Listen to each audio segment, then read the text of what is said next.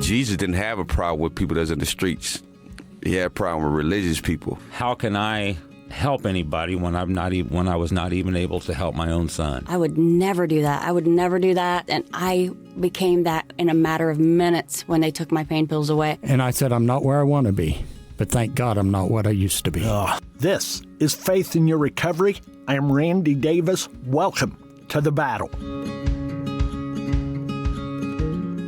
Whether you stumbled on our podcast or connected intentionally, we think you may be just where the next right step of your recovery is about to happen. Faith in your recovery may be exactly what you need. Welcome. Thanks for joining us. Our guest today from Bloomington, Indiana is Amber Harris. Welcome, Amber. Hello, Randy. Thanks for having me. Well, we're thrilled to have you to get to hear your story, what life's been about, the good, the bad, and the ugly, in the words of Clint Eastwood, okay? Absolutely. So we'll take that, and we want it all because we need it. So let's begin.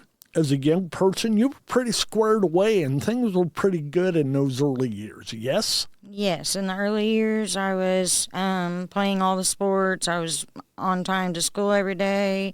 I was honor roll student.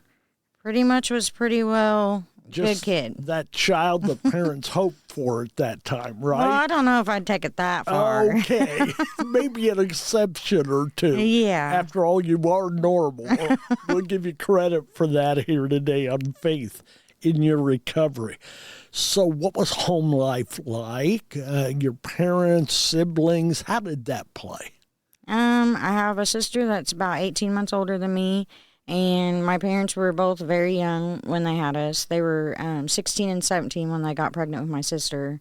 And so raising kids is a scary thing. For everybody, the family, even for those parents, that's got to be a difficult thing. Yeah, I'd imagine. Yeah, so you went through that. Did you have somebody else who was there for you? Did you have grandparents near? Yes, we were very blessed with about 8 grandparents due to marriages and divorces, and they all played a huge role in our upbringing. So and you still had a do. good support system and family system in place, it sounds like. Yes. Yeah, did mom and dad have any issues of their own that affected your growing up years? My dad's battled alcoholism, and my mom's always, worked 2 or 3 jobs to keep the bills paid, and dad's had some issues with partying, for sure. Okay, so did that add to the dynamics of your life at that time, and if so, how? Yeah, I think so.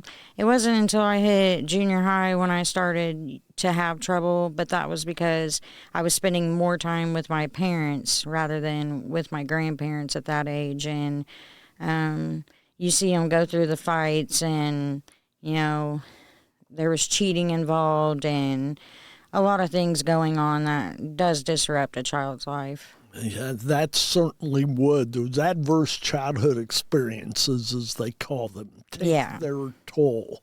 So did that lead you into your own struggles? Is that a part of what sent you there? I like to take accountability for everything that I've done, but at the same time, I think so. I think it did, catapult me in it, I guess you would say. They got a divorce when I was 15 going on 16, and I kind of got put in the middle of it, and that's where it really started to cause me to struggle.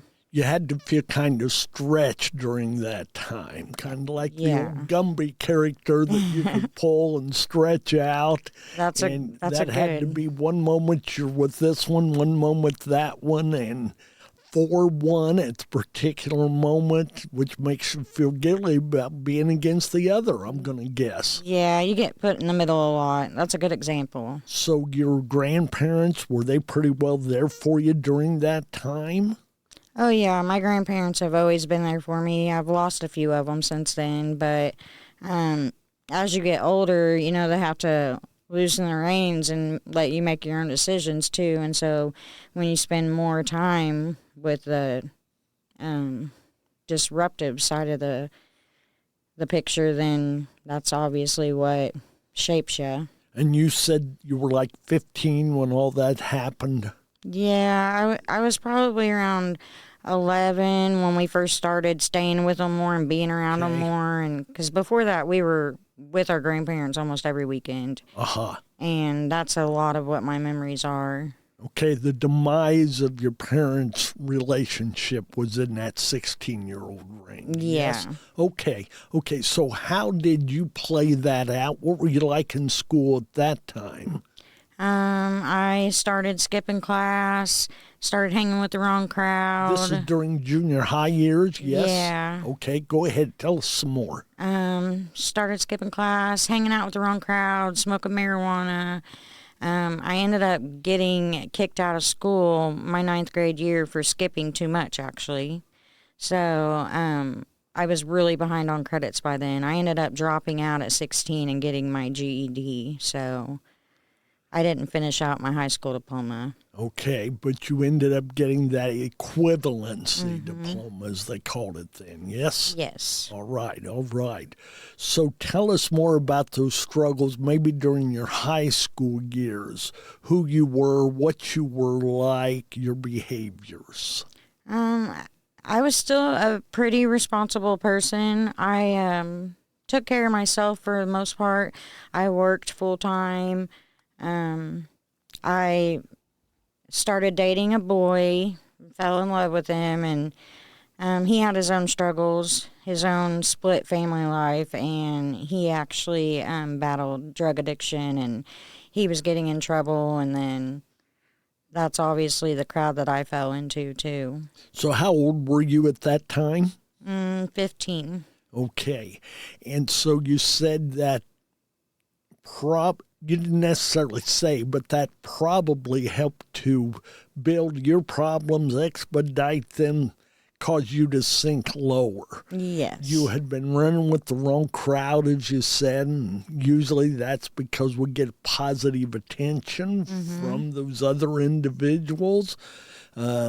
Good, bad, or ugly, that's the case. That's the way it goes. So what were some of the lowest spots you hit during that time emotionally and experientially?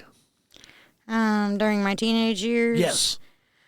I would say a lot of it revolves around Cory. Cory was his name. I ended up having 2 children with him, but he battled.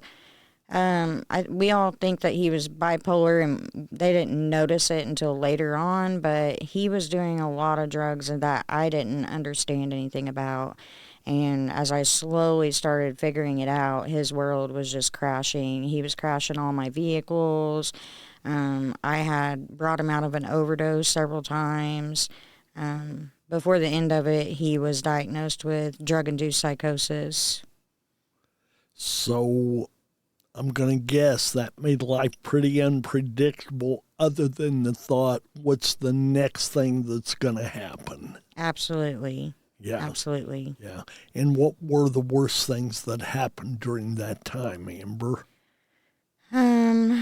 Just never knowing where he was. Our relationship was real back and forth. I knew he loved me and I loved him, and we had a bond like I've never had since. And just seeing it take away every part of who he was, and he ended up just being a shell of himself, and he would tell me that the devil would talk to him, and he would just eat so many pills, and he was actually using needles, which I definitely knew nothing about until I started, finding the evidence of it. And so those were all things that I had to learn and go with the punches, and it's hard to see someone go through that and want to save them, and you can't. Don't we wish? Yeah. If that was the case, we probably wouldn't have the addiction issues we have today. Exactly. If we could put the stop to it for those that we love, because it doesn't matter who you are in life or how dark you're living. Somebody loves you. Absolutely. And we want the best for them. So take us on a little farther with Cory and what that did, how that played out for him, which obviously had a great effect on you and the 2 children. Is it a boy and a girl? Yes. That's what I thought. Okay. Yes. Okay. I ended up getting pregnant with my daughter when I was 19. Her name's Carly. I had her when I was 20, and he got sober and stayed sober for the first 8 months of her life, I would say, until he started running with the wrong crowd again. And I always worked, and he stayed home with her a lot. And so once you fall back into it, it's real hard to crawl back out. And that was his problem. Most of the experiences we've heard about is you go back to it stronger than you left it. And that's exactly what he did. Got a bigger grip on you than before because some of the personal shame, personal guilt of letting that happen. So you just work harder to numb it, to bury it, to run it out of your mind. Yes, numbing was his big thing. It led to several arrests, mostly for theft or drugs or causing accidents. He could not drive a car for nothing. I had several cars that he destroyed, and but he did get sober for the 8 months of Carly's beginnings, and he fell back into that crowd. I ended up getting pregnant with my son Caden when I was 20. Had him when I was about 21, and through that period, Cory started, slowly becoming someone that he wasn't. He started not caring about things. He started not showing any emotion. He was very erratic. He would disappear, and then when he would reappear, it was like just meeting someone that you didn't even know. What was that doing to you during that time, personally? I know your heart was with him and for him, but what was that doing to Amber? It was terrible. It was really terrible. I know I spent many nights crying and just begging for him to see what he was doing to himself, and not understanding why he couldn't, fix it, stop it. I was still working, taking care of my 2 kids, and yes, I dabbled in drugs, but I could always walk away from it, and he couldn't do that. And so it really sends you down a roller coaster of a ride. Oh, I can't imagine you're in that struggle with a heart that cares and a mind, or at least his mind at that time, that didn't care. Yeah. Or at least cared less than it could fight with the battle. Absolutely. How did that play out for Cory in the end? Cory ended up being diagnosed with drug-induced psychosis, and basically what I like to say is it put him into that state where he was when he was really high on drugs, and he never came out of it.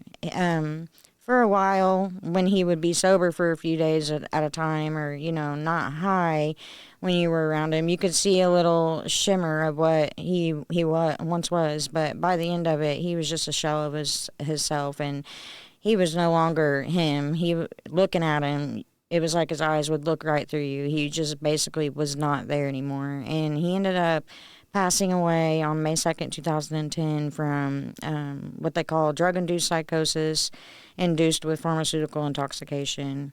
He had taken Xanax. How old was he when he passed? It was a month before his 23rd birthday. Okay, so still a very young man. Yeah. Yeah. That had to go hard for you and the girls. How old, the girl, your daughter and your son. That's the best way to put it. I'll get it here. Yeah. How old were they at that time? Still just infants, obviously. Yeah. Carly was 2.5, almost 3, and Caden was 1.5. Okay. So that put the responsibility of being a single parent on you, plus dealing with his loss, your own grief, your own pain over that, your disappointments, everything that goes with losing someone you love. Yeah. How did you manage to stay out of the hole during that time? Well, I didn't do too well. Tell us about that.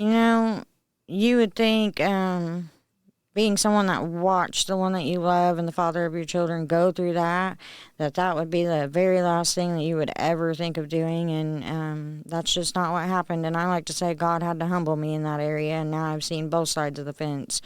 I ended up dating someone that was selling drugs. And I ended up in an 8-year relationship with him. It was very abusive. He was selling marijuana and pills. And that's when I really started down the road of addiction. I started taking opioids at first. The access was there, easy to get. On your bio that you sent us, you made a comment. You just alluded to it there.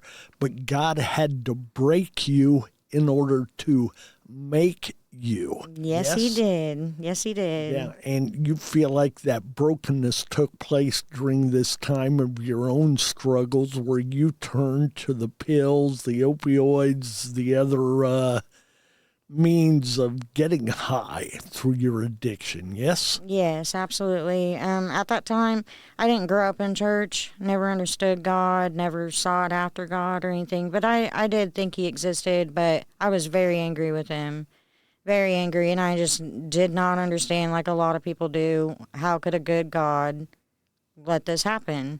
Oh, I've heard that question multiple times. Yeah. Yes. And there's not that written answer that's going to satisfy everyone as far as that goes. But it's a legitimate question to ask, and I am of the belief you can ask God anything. Absolutely. You may not like the answer, or he may not answer, but you can ask him anything. There are those who believe that shows a lack of faith, it shows doubt. I think it shows a true and real relationship. Christ on the cross said, my God, why have you forsaken me?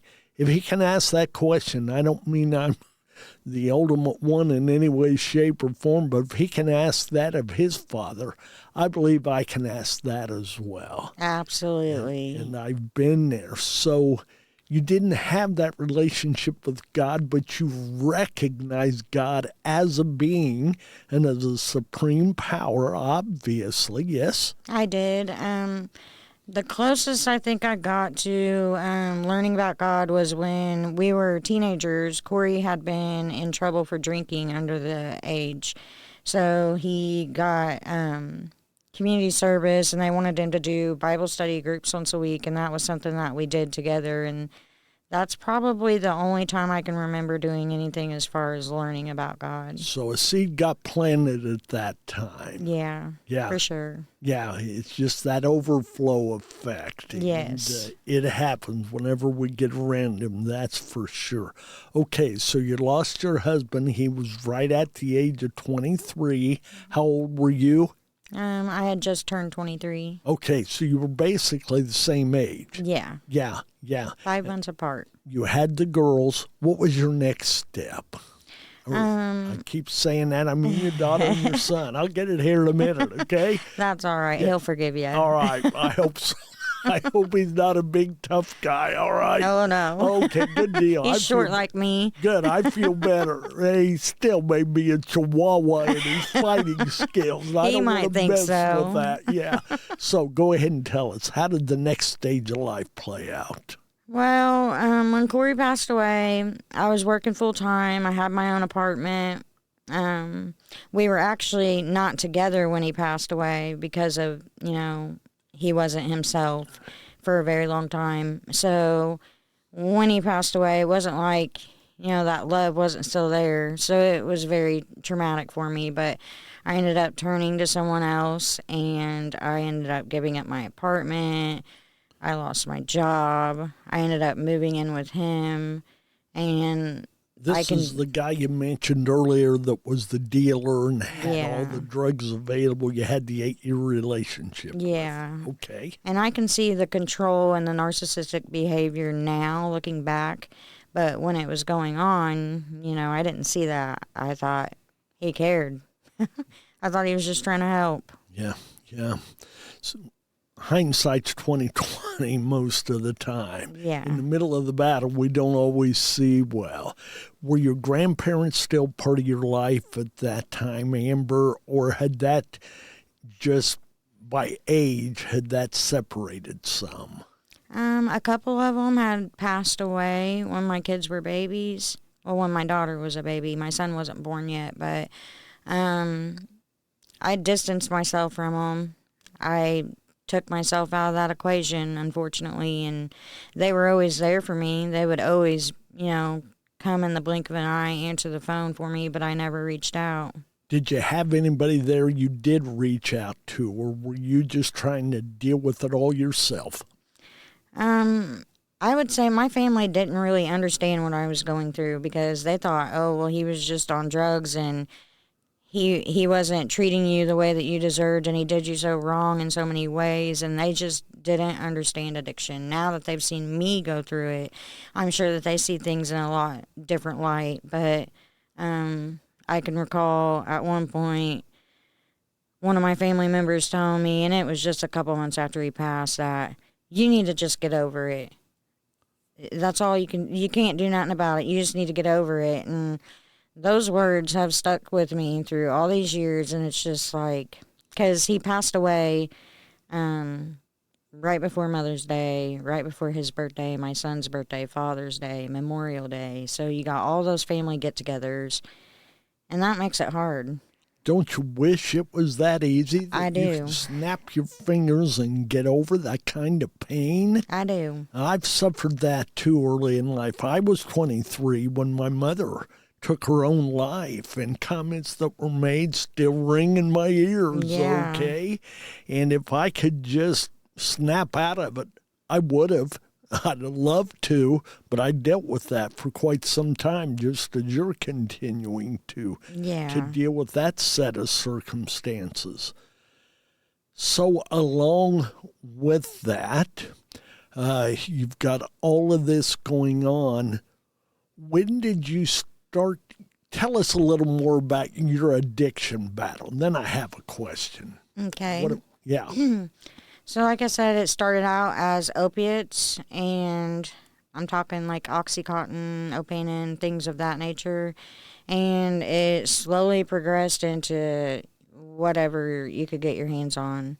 And I never used needles, and I never made heroin a habit, but I did try it a few times when there was no other source for a pain pill. Once you're sick off pain pills, you're sick. And it's much like, I'm sure, what the heroin addicts go through today, but they seem like they're 10 times worse. It ended up with methamphetamines, and I struggled with that from about 23 until I was about 31, 33. Okay. 33. I've been sober So 3 years 8 or in 10 August. years. Yeah. Congratulations. Thank you. Yeah. 3 years, did you say, this August? August 17th, 2020. Hooray for you. How did you start the uphill climb?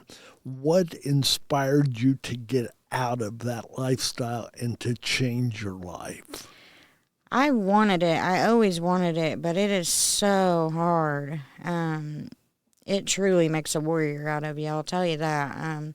During that 8 years of that abusive relationship, I had been thrown out of my home. I had been arrested because he was assaulting me, and I called the cops on myself, and I had a knife in my hand, so we both got arrested on that incident. And that was probably the first eye-opener, but I started having seizures. I was unable to work. I was crashing cars due to seizures behind the wheel. I ended up being the victim of a sexual assault. I went through a lot in that period, and I eventually had to ask the children's grandmother, their dad's mom, to help me with my children so that I could get better. And that was about 6 years ago. Took me about 5 years. I read a book a while back. It said the bravest thing you can ever do is to ask for help. Yes. And you took that step. Yes. Regardless of the circumstances or how you felt about doing it, You obviously knew that was the only way you were going to be able to help yourself is by asking for help from someone else. It was terrifying and the hardest thing I've ever done. You know, it's not hard to ask for help when you want to ask for drug money or you want someone to put gas in your car or you want someone to pay your bills, but it is super hard when you got to ask someone to Swallow your pride. Yes. And you got to start admitting it. When you're high and stuck in addiction, you're in a false sense of reality and you think that you know everything, nobody knows nothing, and you look perfectly normal. You don't need help. Why Yeah. ask for help when you don't need help? As my therapist described it, it's being a meth Barbie. You think nobody can tell you're high. You know, you're in the next moment and then the next moment, and you think that nobody can tell. You called that a meth Barbie? Yeah, that's what my therapist calls it. I've never heard that phrase before. You think Okay. you got it all together and you put yourself together, The but perfect- you definitely don't. No, inside you know better. Oh, yeah. Yeah. Okay, so you ended up asking those grandparents, right, for help. Did you Yeah. get that help? They ended up helping take care of my kids. I probably took another year of back and forth with my ex trying to get away from him. I did go to a shelter for victims of domestic and sexual violence where you get your own apartment, and I tried that, but I was still battling addiction. And I did get saved about, I think I was 26. The parents of my abuser used to take us to church with them sometimes, and one day they took me without him. I think he was in jail, actually. And the pastor did an altar call, and I just started crying, and I stood up, and I walked up, and I got saved that day.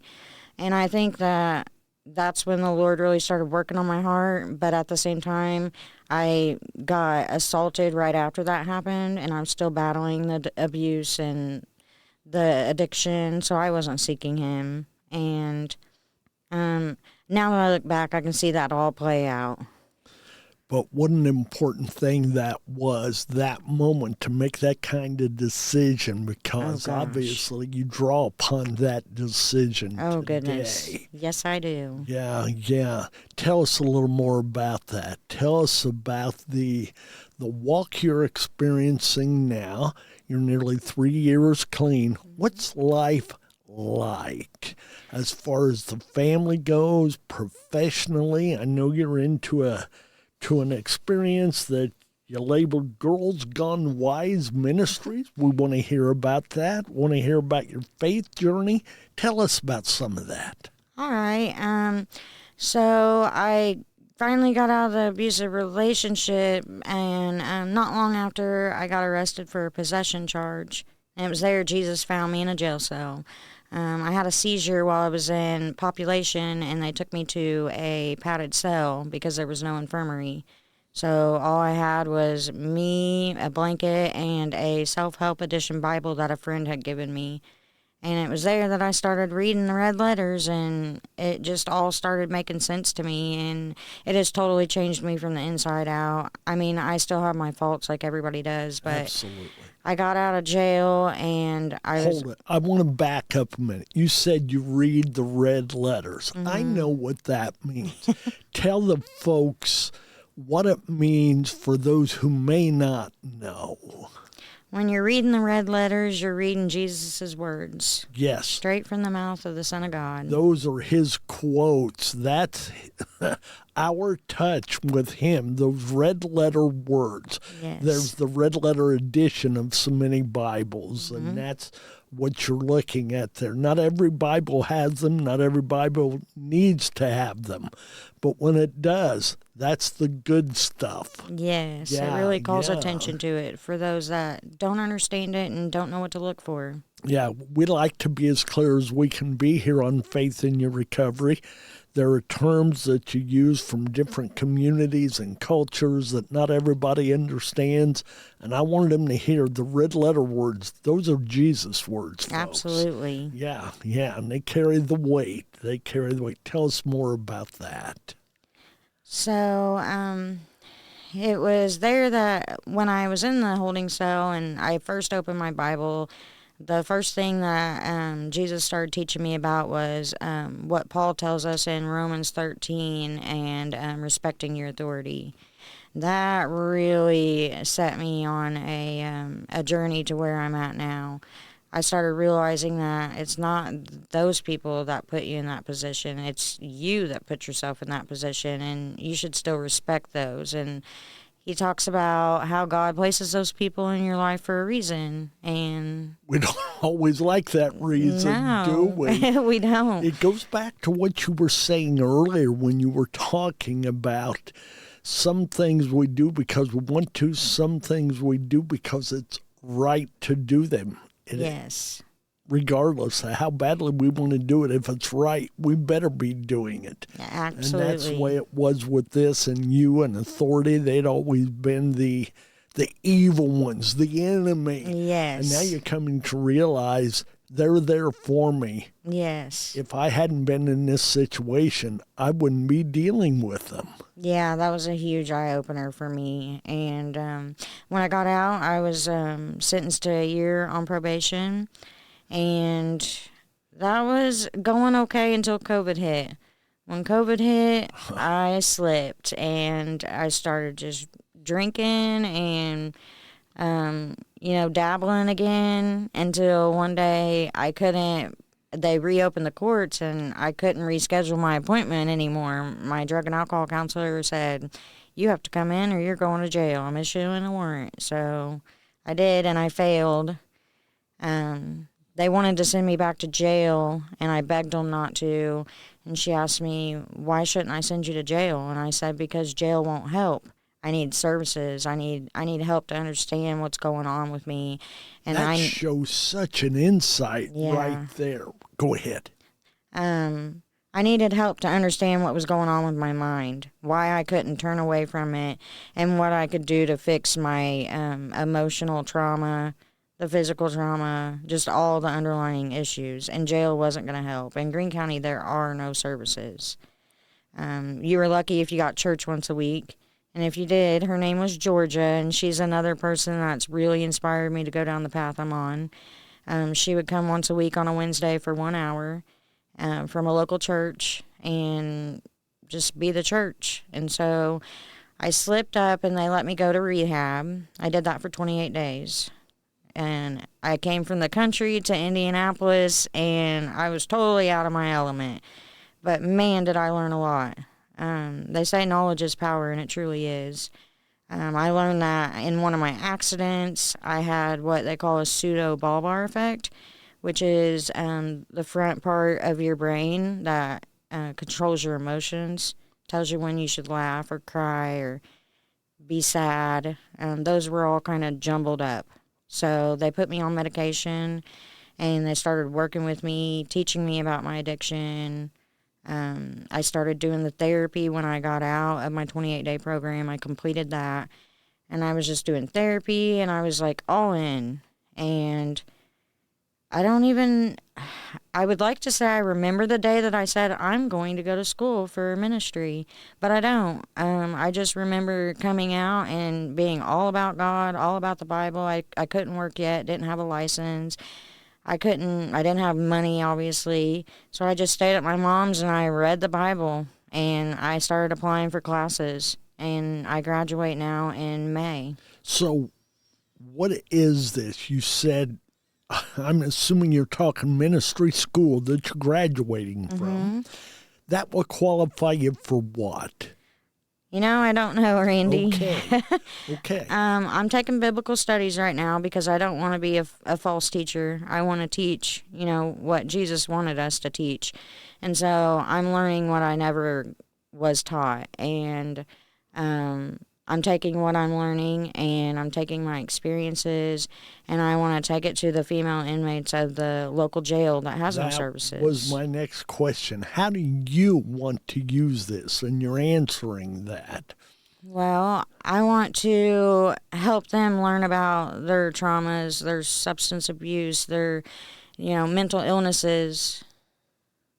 And I want to help them come to see it from a biblical standpoint is my ultimate goal. I want to bring church to them because they obviously can't go to church. Right. And with COVID, there's still restrictions. So. Yes. A Better Life, Brianna's Hope, our support and recovery movement. April 4th, I believe it is, we will be taking our chapter into the jail in my local community, Jay County, Indiana. We'll have 2 chapters. We'll have one for the guys at 1 o'clock, one for the gals at 2 o'clock on Tuesdays. We're a faith-based recovery movement. So that's going to give us that option and opportunity to share recovery and to share Christ. So it's a pretty neat opportunity, and it's something that they've not had anything like we can provide, and that's what you're saying. Yeah. That you want to be able to give what you wish you could have gotten. Exactly. And a lot of people ask me, well, what's that degree going to get you? What job you going to go after? There is no job title for it. Yeah, it's the knowledge is what it's going to get you to that point of knowledge and a greater understanding of the word. Thus you can share it better and more accurately, which is so important. Absolutely. And I'm just following the good Lord's lead. I don't know where it's going to lead me. I do know I started observing educational classes that they just started for the Greene County Jail, which is huge. So I'm very excited about that and where it could possibly lead. I am excited overall about where our system of law, I'm not sure what I should say, is making some changes and opening the doors. Is it fast enough? I'm not sure. Maybe it's not totally our fault. Maybe there aren't enough folks like you willing to walk through the door when it's open. Yeah. So why should they open it and give false hope? I get it from both sides, but that's neat. So is that why you told us you were a part of what's called Girls Gone Wise Ministry? Girls Gone Wise Ministries. I'm a board member now. It was created by a couple of my friends. One of them is actually Cory's cousin. She's in recovery too. She's about to celebrate. She just celebrated 3 years, going on 4, I'm pretty sure. But they started it, and at first it was just kind of like a recovery group of women, and it doesn't have to be drug recovery. It can be recovery from anything, eating illnesses, codependence, making boundaries, obviously drug or sexual addiction, recovery from many things. We all need recovery from something. Absolutely. Maybe it's a job loss or an accident that caused some sort of handicapping condition. Absolutely. So recovery is important. Tell us more what your role is in that. I just became a board member a few months ago. So I haven't really played too strong of a role yet. I've been part of it for over a year now. At first, they just started out as a small group, and now there's quite a few women that come on and off, and there's 5 or 6 board members, I think, but we have it once a week in a local church in the basement, and we're praying for a building, and our hope and our goal is to open a transitional housing, a sober living, if you will, Great. For people that are coming out of jail and need a place to go until they can find a place to go recover and find the help that they need. Land. Yes, without being just thrown back into the streets and expected to do right. That's awesome. Amber, you've come a long way. I know. I don't want to make this sound juvenile, but you're getting back to that youngest person, those elementary years, that kind of caring, that kind of life commitment after being through a bunch. Yeah. And that says a lot about you and the God you serve. Absolutely. I now have my own place. My children live with me again. I'm just full throttle. I work 2 jobs, and I hope to bless others with that which I've been blessed with. Well, you've blessed us by being here today, and we greatly appreciate that. A closing question here. Okay. The title of our podcast is Faith in Your Recovery. What does that mean to you? Those 4 words. You know, I've listened to a lot of your episodes, and every time you ask that question, it gets me thinking. So today, I wanted to sit down and, really study the Word. And I looked up a few things, and faith, it's usually meant towards reliance or trust in something. And I got a definition for it. It says, of things hoped for, the evidence for or convincing proof of things not seen. Such reliance enables the believer to treat the future as present and the invisible as seen. Isn't that the truth? That's neat. I'd say faith in my recovery is just knowing that if the good Lord brought me to it, He's definitely going to bring me through it. It's knowing that if I fall 8 times, or if I fall 7 times, I can get back up 8. It's knowing that what I've hoped for can come to pass as long as I just keep doing the next right thing. The next right thing. We oftentimes talk recovery is about the next right step. Yes. Well, it's the same. Those are interchangeable words. Yeah. Is there anything else you'd like to say before we close, Amber? I would just like to thank you for this opportunity. I really appreciate you having me on here, and I'm really interested to see what you do next. Well, thank you. You're welcome. We appreciate your willingness to join us. Folks, once again, we are Faith in Your Recovery, and we do not believe you came this far to only come this far. So keep on keeping on, take that next right step, keep your eye on the prize, and believe. Believe in yourself. Believe in your journey. Believe in God. God bless. Amen.